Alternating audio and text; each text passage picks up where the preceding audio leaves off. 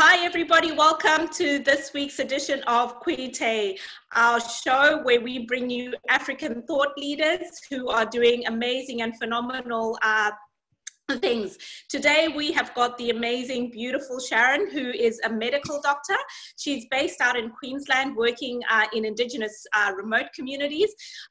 While she's a medical doctor, she's also a very strong entrepreneur, a philanthropist, and she's doing amazing, wonderful things, which we are going to get to hear about in the course of today's interview. So sit back, relax, and listen as we welcome Sharon to Kweitai. Sharon, welcome.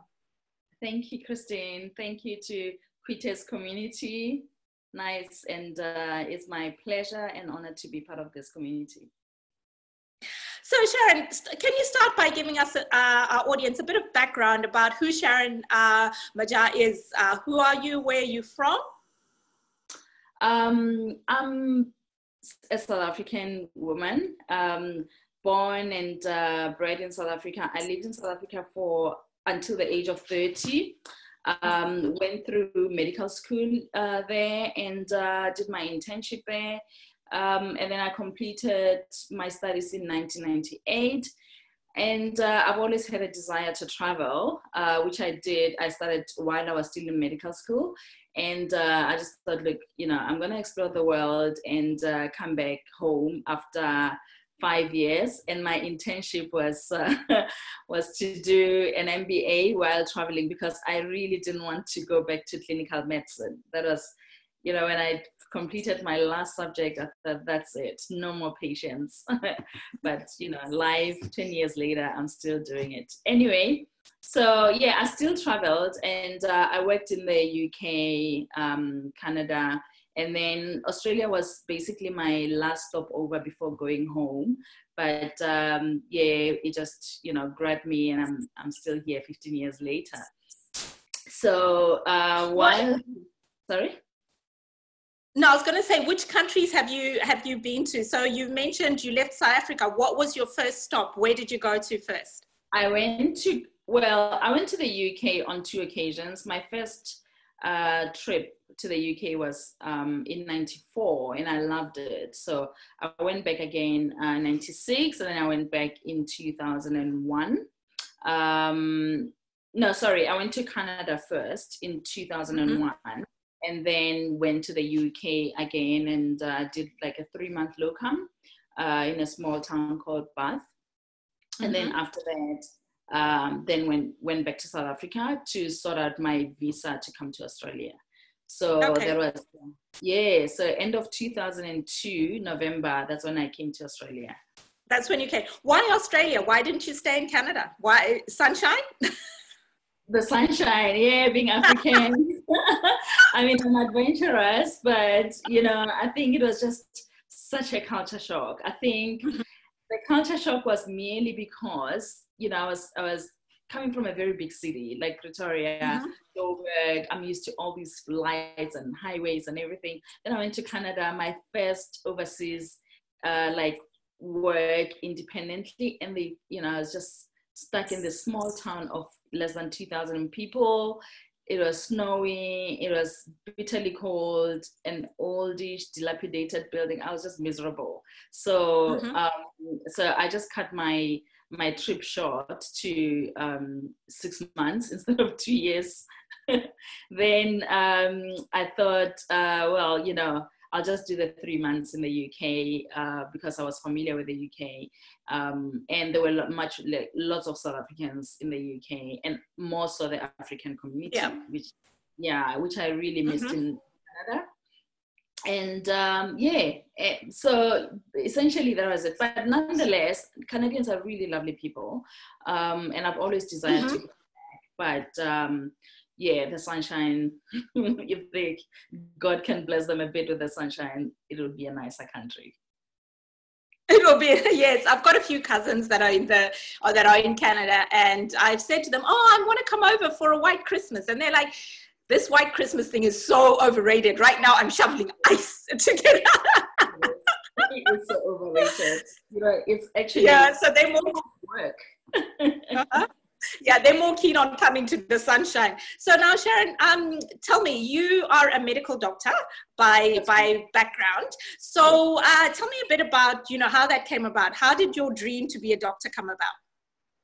Well, my dad is a medical doctor. My mom is, she did nursing, and then she went into public health and Okay. and specialized in women's health. So I'm from a medical family, and like I grew up with. We were comfortable at home. We were, going on trips, and I thought, well, it's a nice life to lead. And I think during our era in high school, you either became a medical doctor or a lawyer or an accountant, or an accountant or an engineer. And I loved fashion design. I love fashion design. Anything in the design field. And I told my dad I really wanted to do fashion design. It's like, what the hell? No one is gonna pay for that. It's not a degree. So you do your medical degree and then you can do your fashion design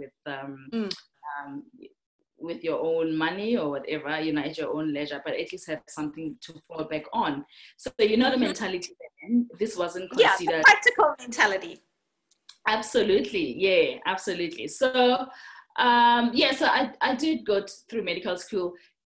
To be honest, I was disappointed. I just found it not challenging enough.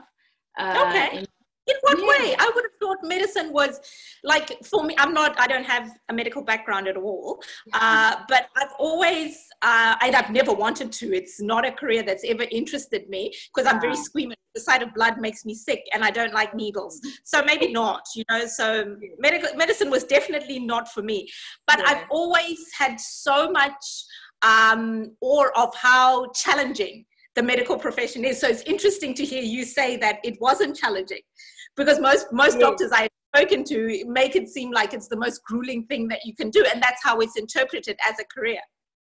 It is grueling in terms of the amount of work. Like, it's a lot of work that you have to go through, consume, and regurgitate. And that's how I perceive medicine.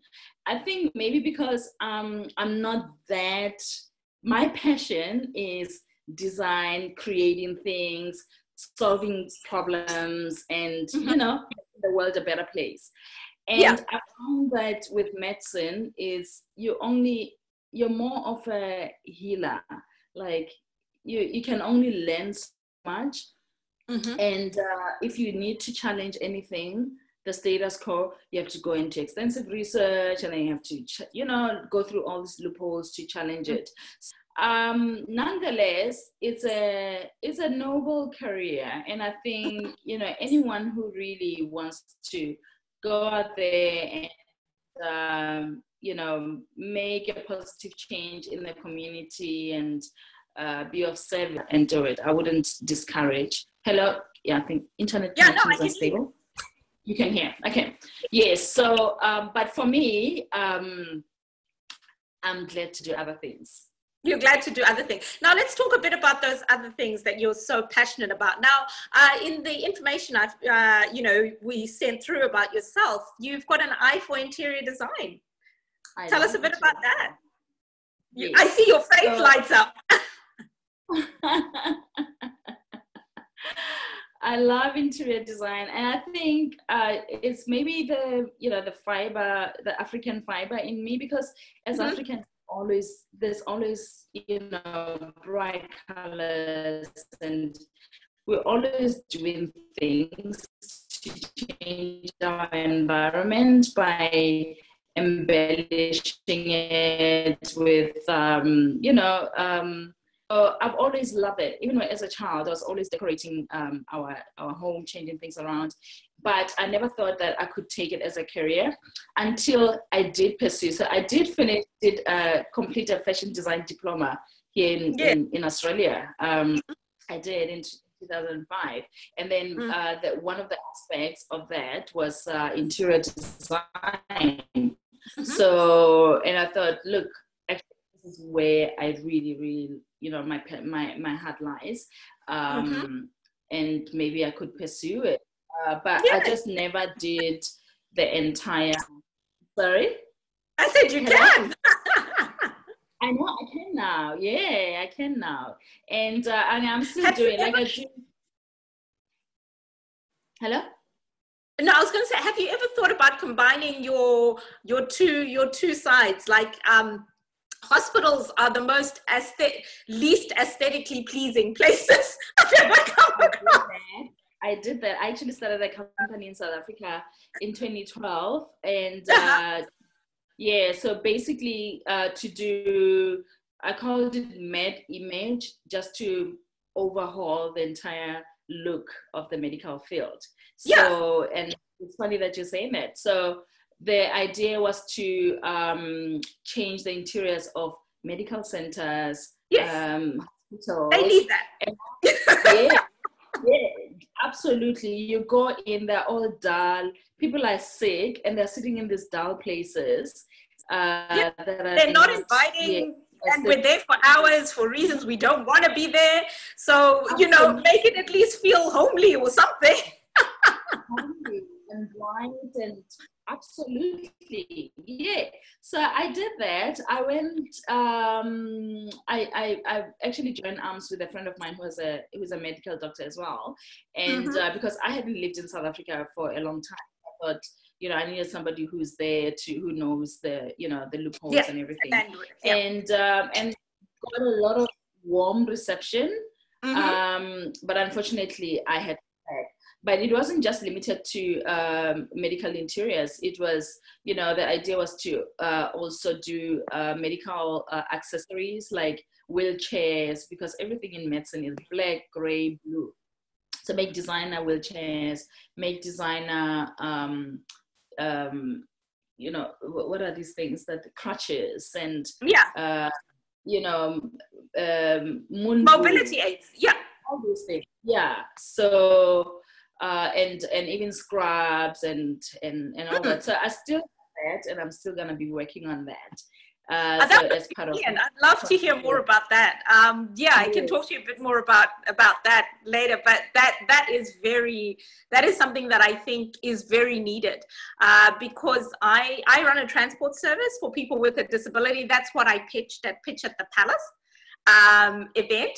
And one of the things that I found with the disability sector is this whole drab, bland image of, everything is hard, life is hard. So everything must be presented almost with a poverty mindset. Because the person has a disability, it translates to disadvantage. So I'm really heartened to hear about, you saying things like designer wheelchairs and all of that.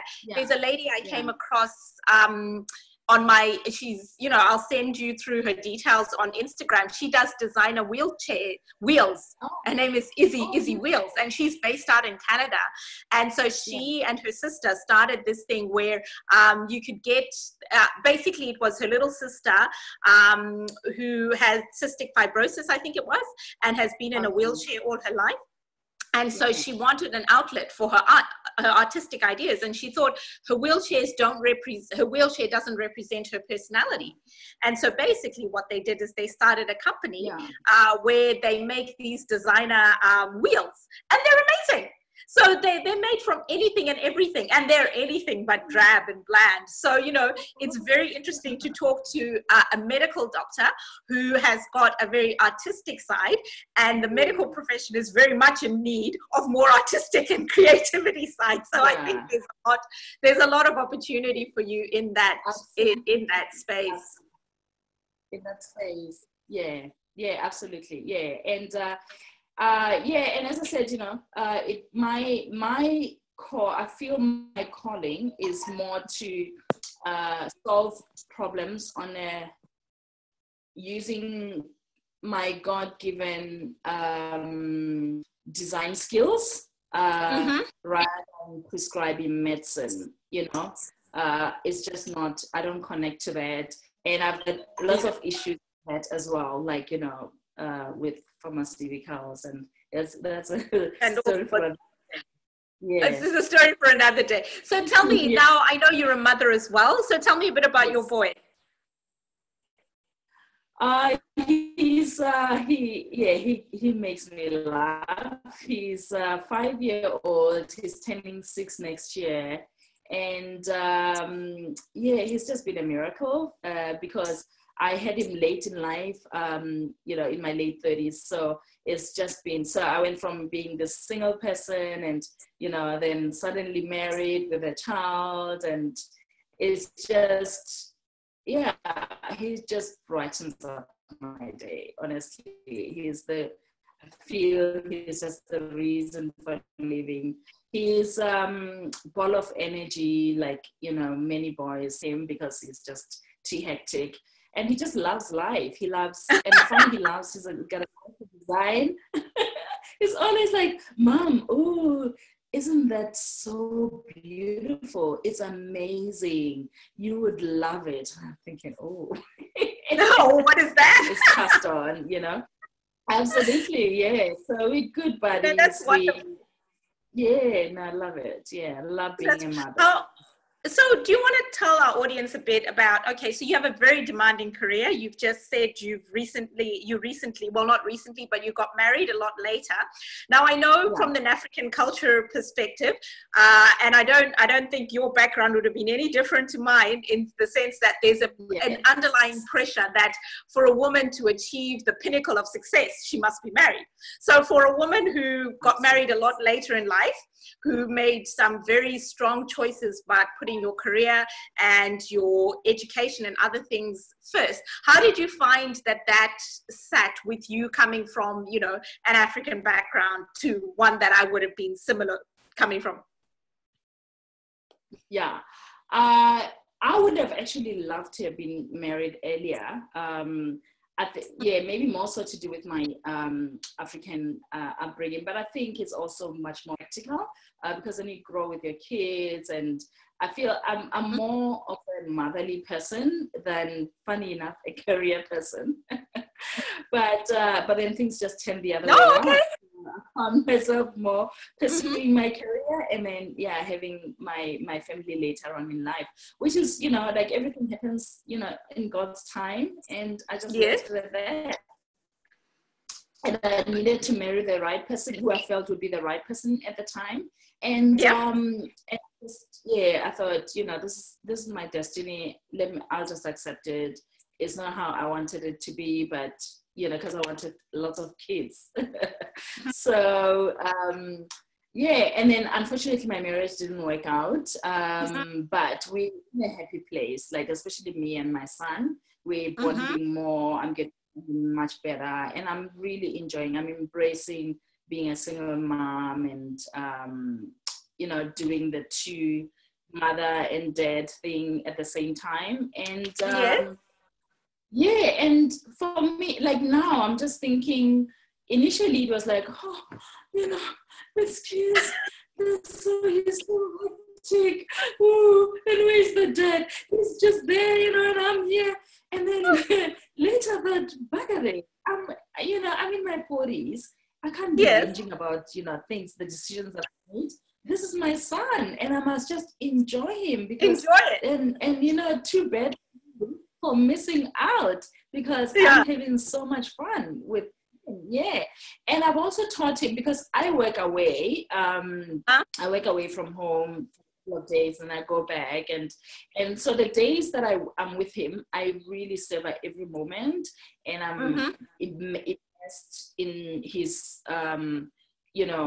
everything that he's doing, and we play together. We really have a deep bond, and we love I love traveling with him. I go to restaurants with him, so he's starting to enjoy the things that I enjoy as well. And I really, now I have this desire to start educating single moms, or single or divorced, or mothers who are doing it by themselves, to just like us do it and just embrace it, and I love it. It may be transitional, or it may be something that will be forever. Most people don't want it to be forever, but for that moment and during that time while you have your kids, just do it and do it with all your whole heart. Do it for the best of the kids, because if you don't give in your best, with your physical presence, they grow up so fast, and you will regret every single moment when they're older. That is true. I have to agree. As from one single mother to another, it's not an easy gig, but and raising boys has its many challenges, but they are the sweetest things under the sun. I wouldn't trade my son and the life that I have with him for anything. It's not perfect by any stretch of any imagination, but you know, after I finish talking to you, he's waiting for me on the beach, and we're going to swim, and we're going to have a good time. You see those moments, you know? So there's really, like, life is never easy, right? But you just take whatever gives you pleasure and just make it, you know, count exponentially. And and you, exactly, So now tell us a bit about this one. Pardon, what did you say? We have to talk about this because just yesterday I was chatting with a friend of mine in South Africa. She's actually them as well. She's Zimbabwean. And in 2012, when I was back in South Africa, very entrepreneurial. And I was talking to her about, I said, because I've always got an idea. You would know, being when you see a problem, you want to solve it, right? Oh, yes. It's like 10 different ideas at the same time. So she was like, so what do you have now? I said, I've got an idea.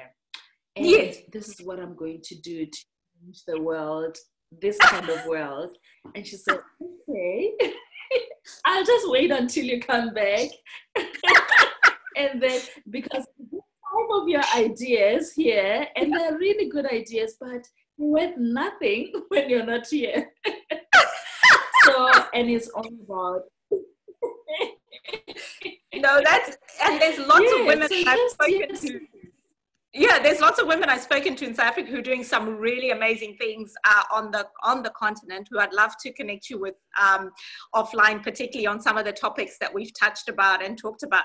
But I really want us to focus in on, now you talked a bit about your entrepreneurial side, and I want to hear more about that, because one of the things we want to do with this platform is open up people's ideas and people's minds to just the entrepreneurial opportunities, the thought leader opportunities that people are doing. Now, you have identified that the recruitment process in the medical field is flawed. Now, I used to be a recruitment agent. I used to run a recruitment agency some years ago when my son was pregnant. I teamed up with a friend of mine, and she had her own recruitment firm at the time, and I just used to recruit on a casual part-time basis for her as one of her consultants. And then I did it on my own, and I tried to set up one with two nurses. One was my cousin and a friend. That didn't quite work out because it was just not the right time for that. So there was a lot of challenges because we were looking at importing nurses, doctors, clinicians, lab technicians, radiologists, you name it, the whole gamut, from largely the African continent, using the skills migration pathway, and looking at rural placements, because from a long-term migration residential points situation, if you could get them into that scenario, that kind of work. So I'm interested in sort of your ideas and your thoughts in that space, because you've identified that that's a niche, and I know that there's a huge, well, from my past limited experience, there's huge gaps in that system. There's a lot of things that they could do a lot better to make the process a lot easier and make it more attractive for people to actually want to do rural and regional placement. So do you want to talk a bit about sort of where you're going, what your thoughts are in that space? Okay, so the problem that I've identified was the fact that there's so much, the entire process is very repetitive. It's very chaotic, it's time consuming, and it's not streamlined.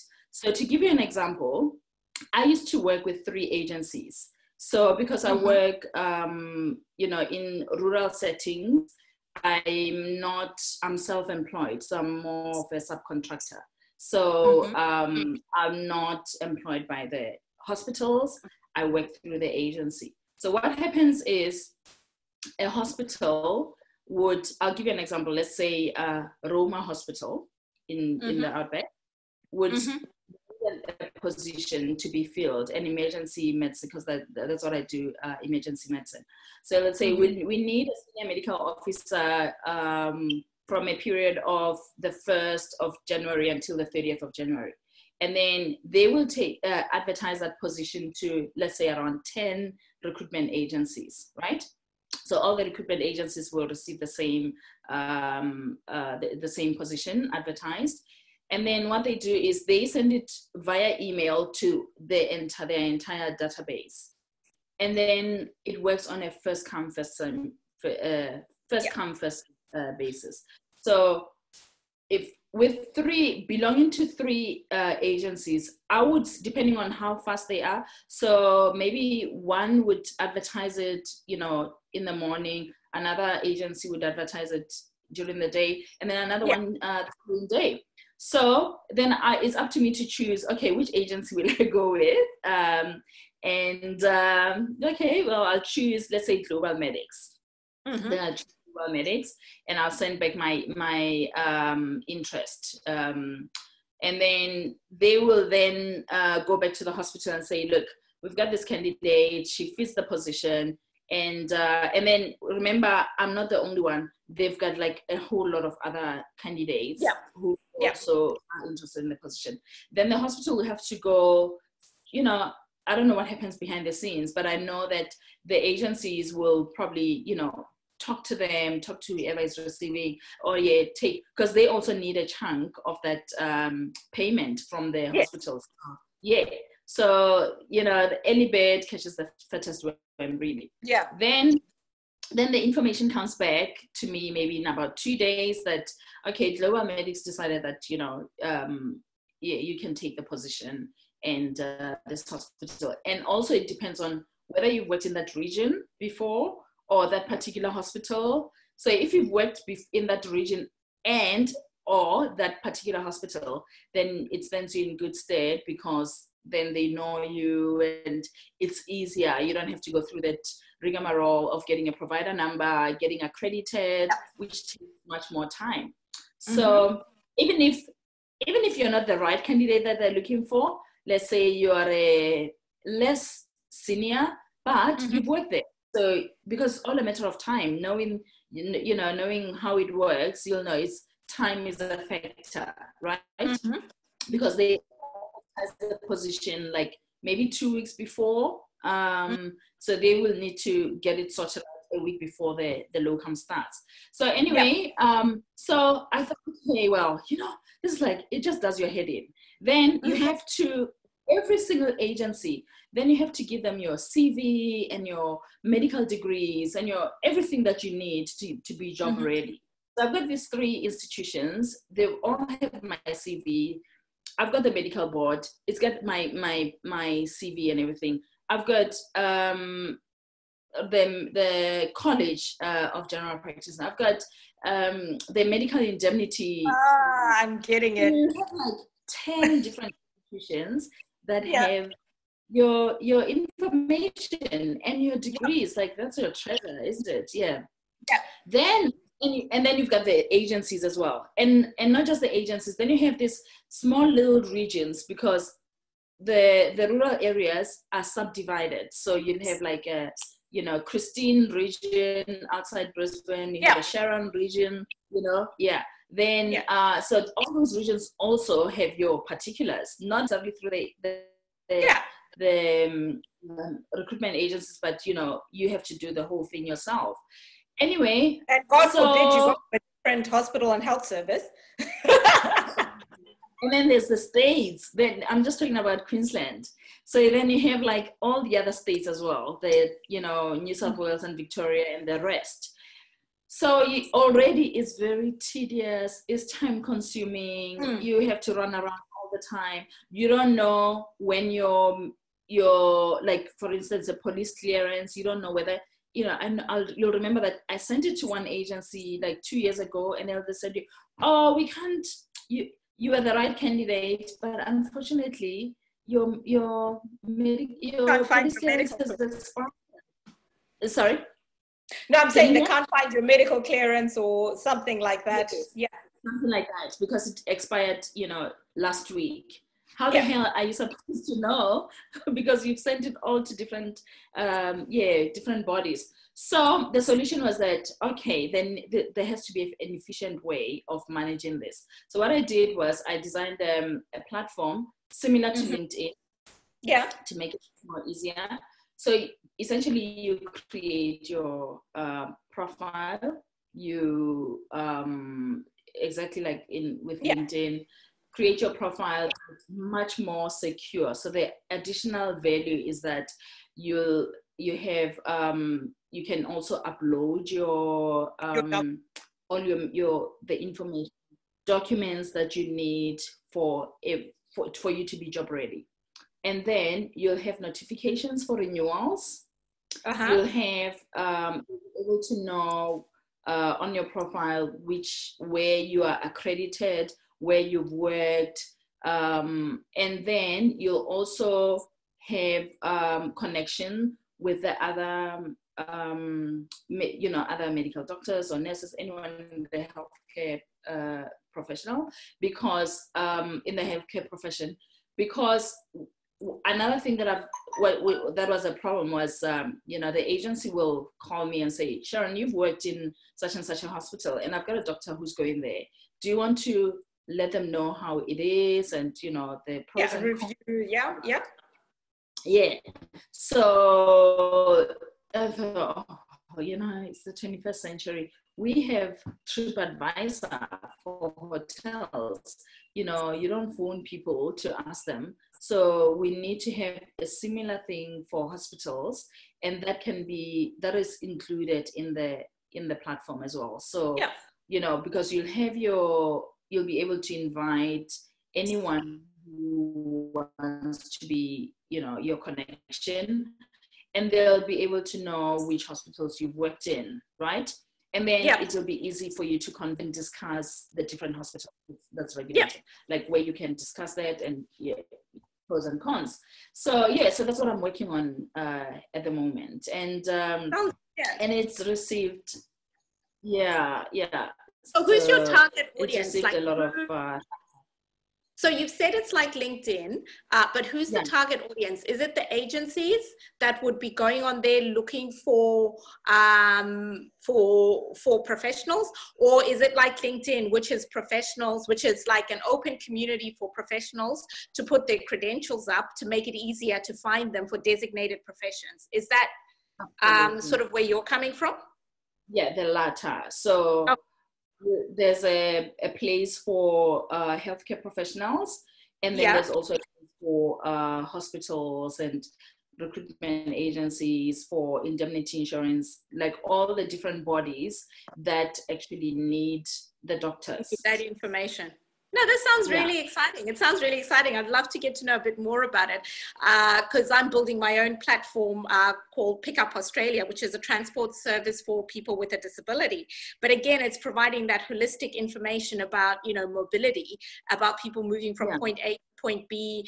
People with disabilities need to know a whole lot of information about a destination, more so than you and I, in order for them to plan their journey. So as you rightly said, I had the same thoughts. We have TripAdvisor. Why can't we start using this technology to actually make a difference in those that need it? So definitely, we'll be, I'm sure our viewers will be watching with interest what you do in that space.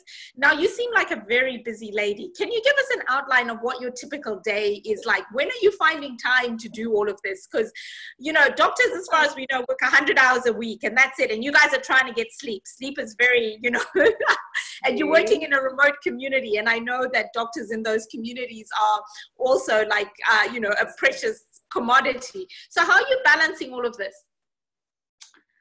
I've just diagnosed myself with ADHD. So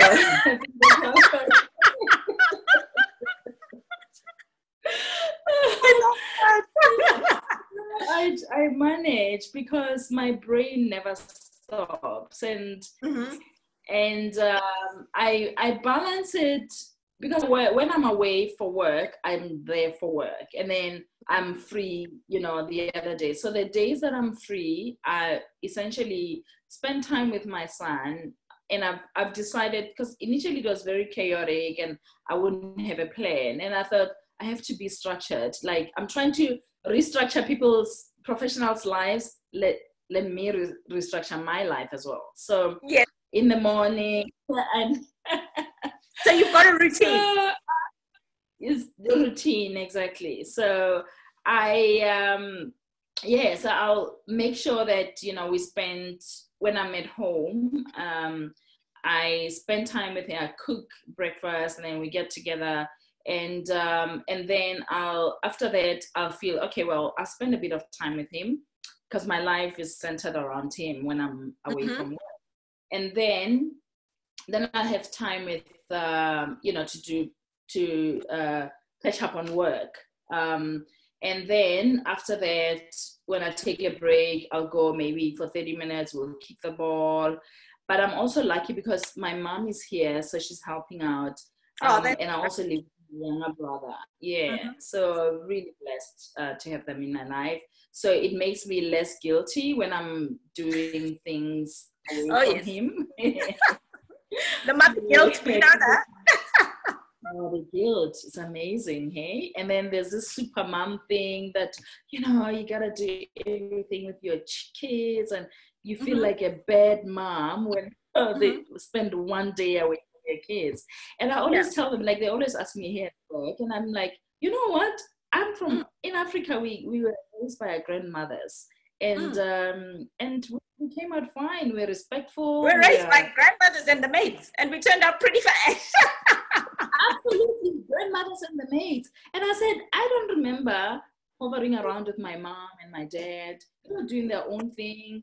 I was doing, because you wake up in the morning, and then the streets is full of kids. So you don't have you're not a burden to anyone. You do what you have to do, go and play the whole day outside, and then you come back and you do your own thing, you wash yourself and blah, blah, blah. So this thing of bonding and playing and blah, blah, blah with my mom, hell no. I don't know. Our adopted concept. Now, Sharon, I guess, what is it that, so in about 4 or 5 years' time, tell me, where do you see yourself? Where do you see yourself in about 4 or 5 years' time? Back in South Africa, and so spending more time in South Africa, and then coming here maybe for, to pursue this business interest that I've started.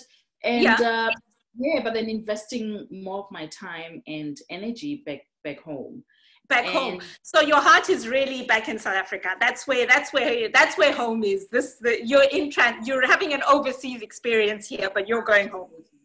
Yeah, that's where the heart is. And that's where the heart is. Yeah. And also because there's so much need. Like, there's this vacuum that just needs to be filled at home. And I feel that, first world countries, I see, like, working in the rural communities, especially indigenous communities, they need so much help. So much help that venture with a friend of mine who's also from South Africa. I was doing an MBA with her as well. And during this, this remote, especially indigenous placements, I realized that the mothers would come with, the kids are not well taken care of. They don't know how to. No. It's not like there's courses when you give birth that say, you have to go. And that's always intrigued me that, there's this assumption when you walk out that as a mother, you know what to do. I didn't even know how to breastfeed. And I had all the support in the world that you could imagine, supportive husband, everything. I had it. And I didn't have a clue how to breastfeed. Tell me about it. At the end, my son didn't even breastfeed because he just refused. And I thought, oh my gosh, and I'm left. Because it looks easy, doesn't it? It looks like you can just do it, but it's actually not. There's a technique. technique. Who teaches you that?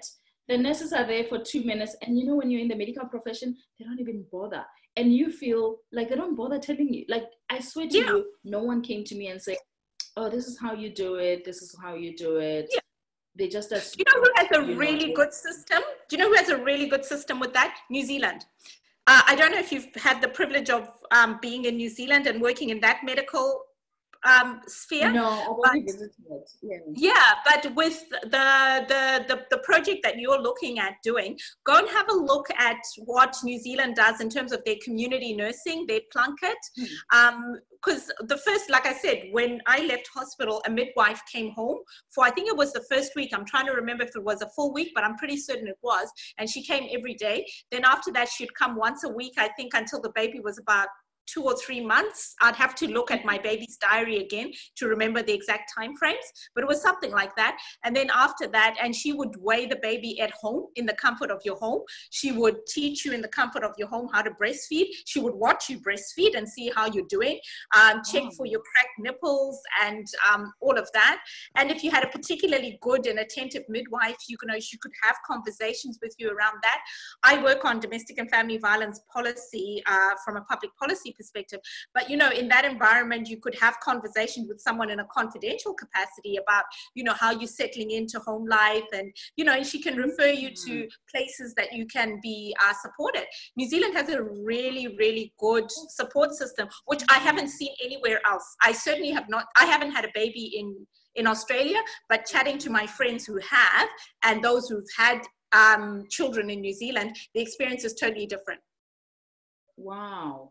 So it might be worth you just finding out a bit more about how New Zealand does their because I think, I don't agree with all of it, because I gave birth under a midwife, because that's what the public health system offers.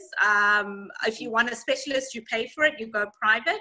And I could have done that, but I chose, I was having a relatively easy pregnancy. I didn't feel I needed one. But as you know, in Africa, once you get pregnant, you go to a gynecologist immediately. Out here, you could go, unless if there's something wrong, nobody refers you to a gynecologist. Whereas in Africa, kids and women are under pediatrician and gynecologists. And I've always found that fascinating, that in the first world, you see less of the specialists. In the third world, you see more of the specialists. So Absolutely. That's just from a consumer's observation.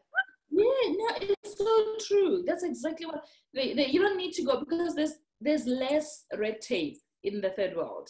There's no red tape. Here you have to go through your GP and then get recommendations. Whereas at home, you choose your own. You choose your own gynecologist. No one recommends you, you know, except from, you know, word of mouth but it's just your own. So that's the vast difference here and there. Yeah. So when are you looking at going back to Africa? Have you got a date set? Hopefully next year. I'm hoping next year. Soon. That's soon, yeah, because I need to get a school for the little one, and believe you me, I've been applying, and because my sister told me to apply very early, so he's still on the waiting list for a couple of schools. I tried both Joburg and Cape Town, because the private schools are really good, and everyone wants their kids there.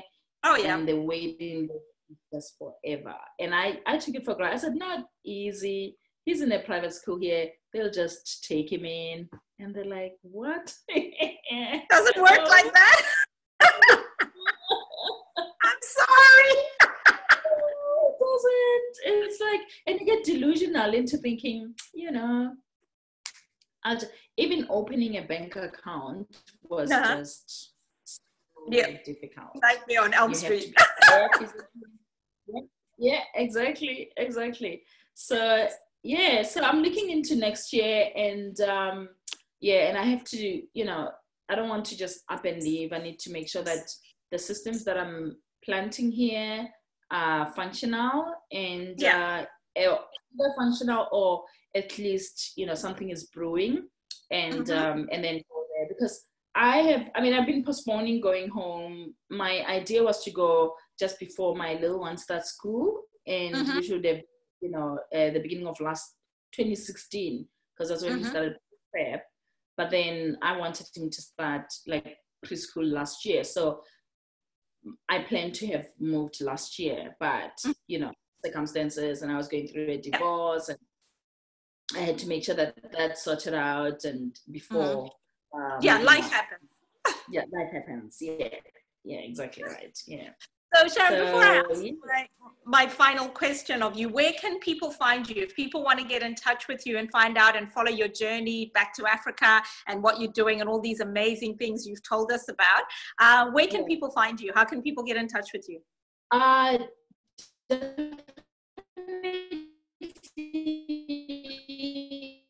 I'm on Instagram. I love photography, and visual thing. And I'm on Facebook, but more on a messenger, because I feel there was a time I felt overwhelmed, like Facebook, Instagram, and all that. But active on Insta, you hear me. Active on Insta, and definitely. So what's your Instagram handle? LinkedIn. If people wanted to follow you, what's your Instagram handle? Nubian Rhapsody. So I'll send you the SMS. Yeah, if you send it to us, and we can put it on our website and people can know where to get in touch with you. So Sharon, my final question, what is the impact that you're wanting to have on Africa? What is you're going back, what is the big thing, the shifts that you're wanting to have in you going back? How is South Africa going to be different because Sharon Maja went back? Definitely women, and both young and older women. I just want women to realize the possibilities out there, and what potential they have, within us as women. We are not designed to be just passing by. We all have something to give back to either our families, the communities, or the villages, or the entire country, or the entire continent. So whatever gift God has given you, make sure that you get connected. Don't be shy to ask people to help, for help. Just talk about it, be confident, and make a difference. And I feel if I can be that voice through my action, that and you don't necessarily have to have gone overseas. I think going overseas actually takes you out of your comfort zone, and you realize, wow, actually home is really good.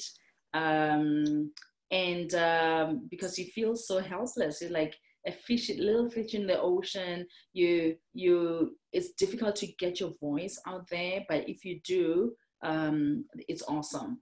But then when you're home, you have all these people who are role models in the first world, whom you can be role models for, and who are also your role models. I found it difficult for me here in Australia to be a role model, because first of all, I'm, different color skin. Even if, I've achieved, so much, but the mere fact that, there isn't that kind of, first of all, like, oh, you're from Africa, you do know anything about this, So, in Africa. Yeah, that little city. They don't even know it's a continent. It's that little city.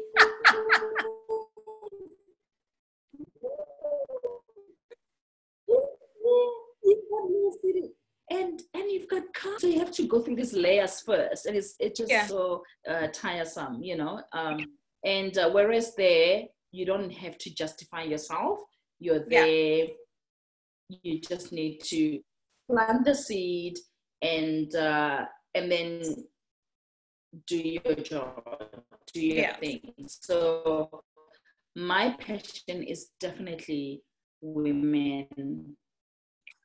I know it's such a cliche, it's because we all have different gifts that we can disperse amongst our community, and not be self-centered. It's not about me and what I can achieve, which I find in the first world.